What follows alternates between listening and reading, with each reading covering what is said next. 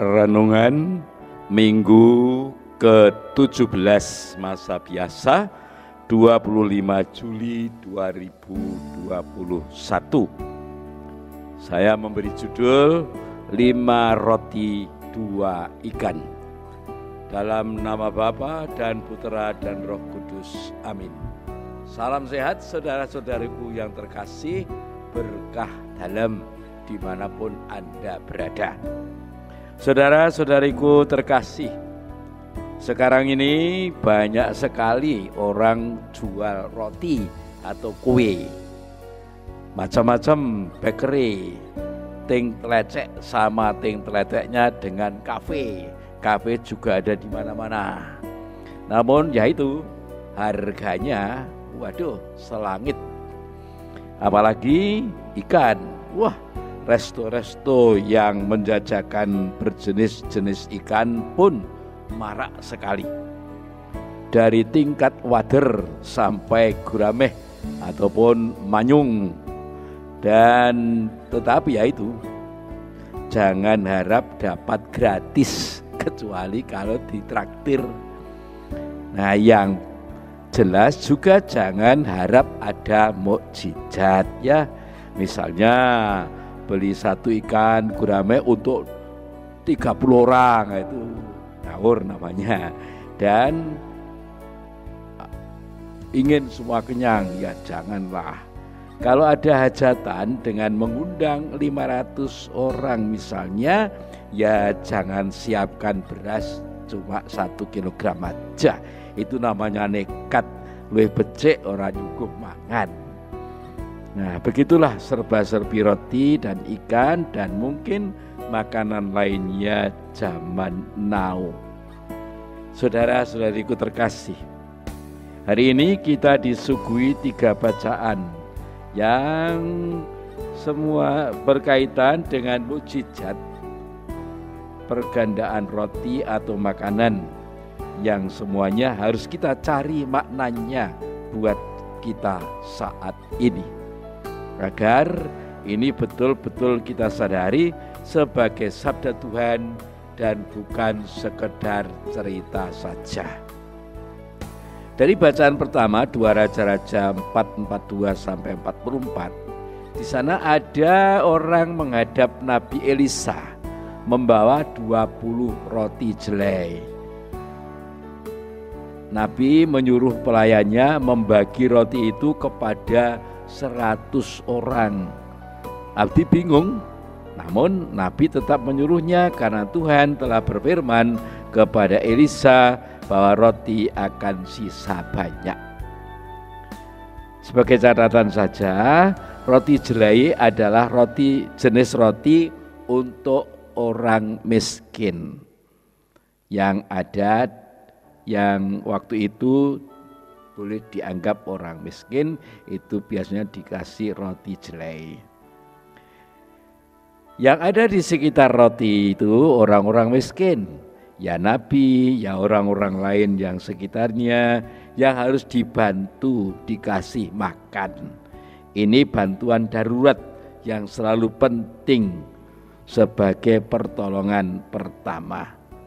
Perintah Nabi itu praktis dan tidak teoritis. Ono wong leh diparingi roti, pas. Namun Elisa dengan mukjizat itu tidak hendak membuat orang leha-leha dan enak-enak dan tidak bekerja. Dia mau menunjukkan begitu besar kasih Allah kepada manusia. Elisa merasa punya tanggung jawab sebagai penyalur kasih Allah berupa roti tadi. Jadi dengan mukjizat ini orang harus semakin percaya kepada kuasa Allah dan dengan dasar iman mereka berkarya. Itulah yang diharapkan dengan berbagai macam mukjizat. Yang kedua, bacaan Injil suci Yohanes 6 ayat 1-15. Lah, ini lebih lagi. Orang banyak melih, lapar, tempatnya sepi. Para rasul cuma punya uang 200 dinar. Memang ada anak yang membawa roti jelai dan ikan, namun cuma 5 roti jelai dan 2 ikan. Padahal katanya orang banyak tadi berjumlah kira-kira 5.000 laki-laki, belum yang perempuan dan anak-anak. Yesus pun pertanyaannya kepada Filipus begini, di manakah kita akan membeli roti supaya mereka ini dapat makan? Bantuan darurat adalah nomor 1. Ketika semuanya bingung, Yesus dengan tenangnya mengambil roti dan ikan yang dibawa si anak, dan si anak dengan legowo menyerahkan roti dan ikan itu kepada Yesus.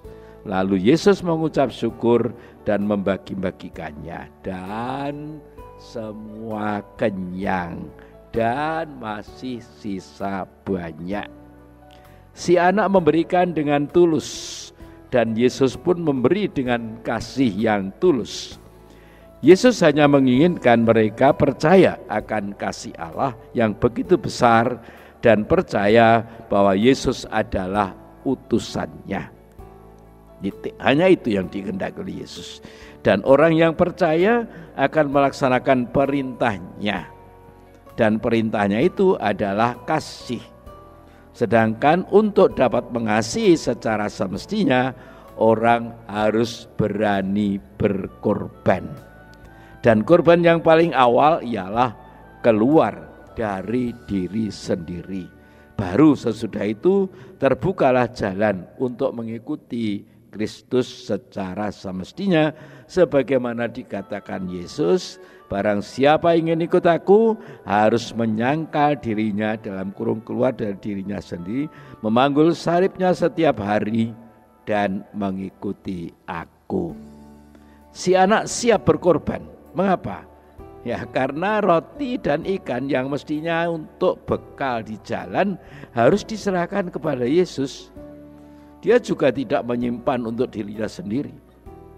Memberi, mengasihi demi kebahagiaan orang lain, bukan main. Itulah yang mesti kita teladani di saat kasih kadang sangat mahal harganya. Bacaan yang kedua, Efesus 4 ayat 1-6. Kamu sebagai orang yang terpanggil, hiduplah berpadanan dengan panggilanmu itu. Begitulah nasihat Paulus kepada jemaat Efesus yang dilihat lagi mengalami perpecahan. Lalu Paulus berseru supaya orang-orang Kristen di Efesus saling mengasihi. Kasih yang diharapkannya diungkapkan Paulus amat sangat konkret. Tunjukkanlah kasihmu dalam hal saling membantu. Peliharalah kesatuan, yaitu kesatuan yang bersumberkan kesatuan Allah Tritunggal, yaitu kesatuan dalam keanekaragaman pribadi-pribadi Tuhan. Maka untuk itu, hendaklah kamu selalu rendah hati, lemah lembut, dan sabar. Itulah 3 bacaan yang bisa kita renungkan seperti itu. Nah, saudara-saudari terkasih, kita melihat bahwa tokoh-tokoh dalam bacaan itu semua orang miskin. Namun dalam kemiskinannya itu mereka mampu memberikan hal yang sangat berguna bagi orang lain. Mereka memberi bukan dari kelimpahannya, melainkan dari kekurangannya. Mengapa bisa begitu ya? Karena mereka kaya dalam iman, dan orang yang kaya dalam iman selalu menggantungkan diri kepada sang sumber iman itu sendiri, sehingga bisa lepas dari kebuntuan jalan. Itulah yang mesti kita sadari dan kita hayati serta kita syukuri. Nabi Elisa contohnya, dia sebagai nabi pasti miskin harta maksud saya, namun kaya akan iman. Sehingga dia tidak hanya memikirkan kebutuhan sendiri. Roti yang diberikan kepadanya diberikan kepada orang lain yang lebih membutuhkan. Juga peristiwa pergandaan roti, Yesus itu miskin harta, tidak punya rumah, hidupnya berkelana, dan banyak orang yang mengikutinya pun juga miskin dan lapar. Rasul-rasul miskin, si anak juga tidak kaya. tetapi mereka kaya dalam iman yang mewujud dalam karya cinta kasih-Nya itu. Dengan pergandaan roti, Yesus ingin menunjukkan kuasa kasih Tuhan. Kerelaan si anak dan doa syukur Yesus yang sedikit tadi bisa mengenyangkan orang banyak. Bagi kita artinya sederhana sekali kok. Kasih yang diberikan dengan tulus itu tidak pernah akan habis. Saya ulangi, kasih yang diberikan, disampaikan dengan tulus itu tidak pernah akan habis, malah akan bertambah banyak. Saudara-saudariku terkasih, maaf, sekarang ganti cerita. Mungkin ada nyambung juga.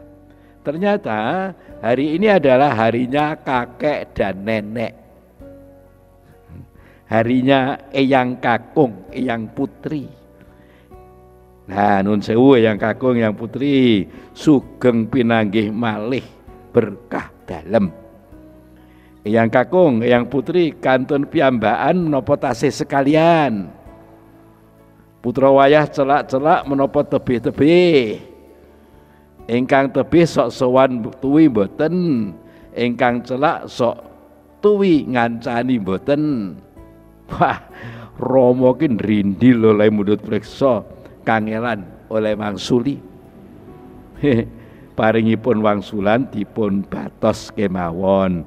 Ingkang penting bagas waras seger sumyah arpa ana kekurangane suda paningal, suda pamireng, suda trengginase lan alon jangkae.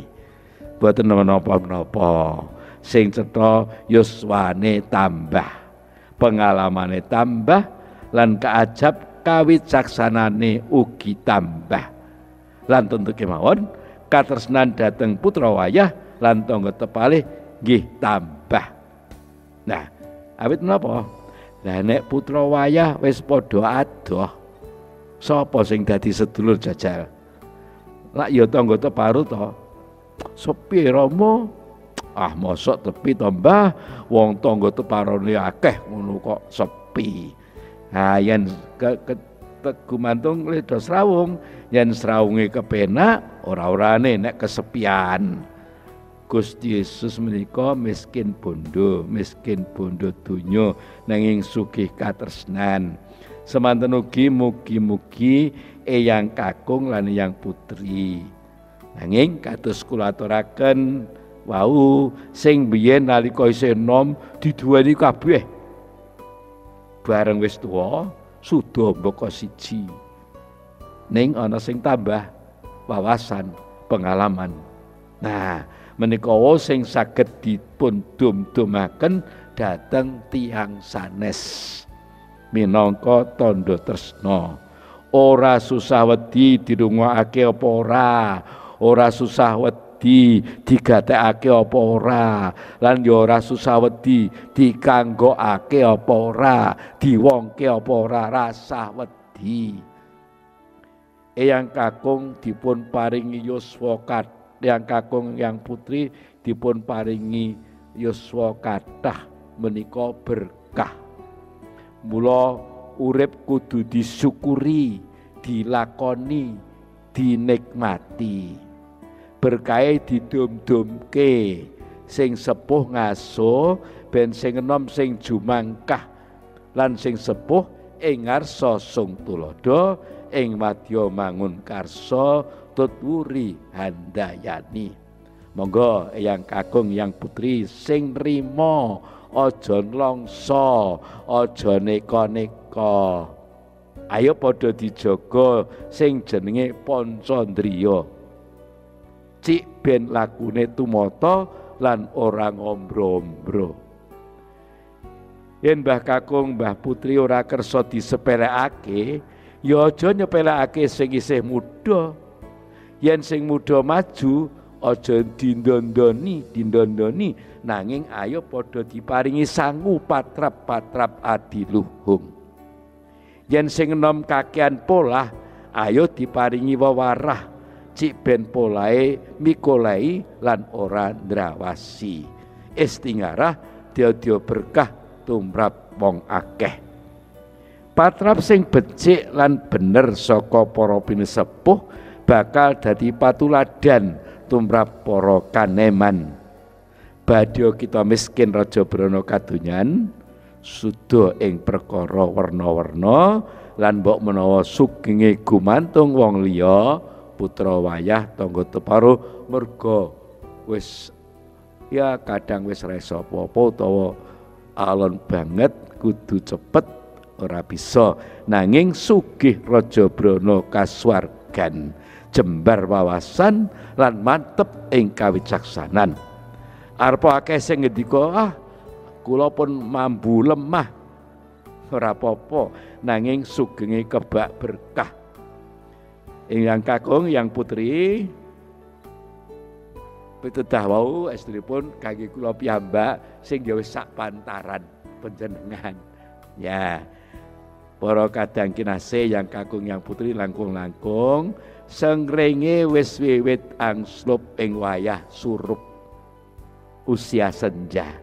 Nanging dipapak wengi sing asri krana rembulan wiwit dadari kanggo leyeh-leyeh ngaso. Sampun ngantos nglokro awit Gusti Yesus nggih mboten nglokro arepa mung kagungan roti 5 iwak loro. Ayo padha tansah bangun semangat anyar ing margi nuju urip sejati. Ayo padha golek dalan padang cik ben sarwa endah kang sinawang.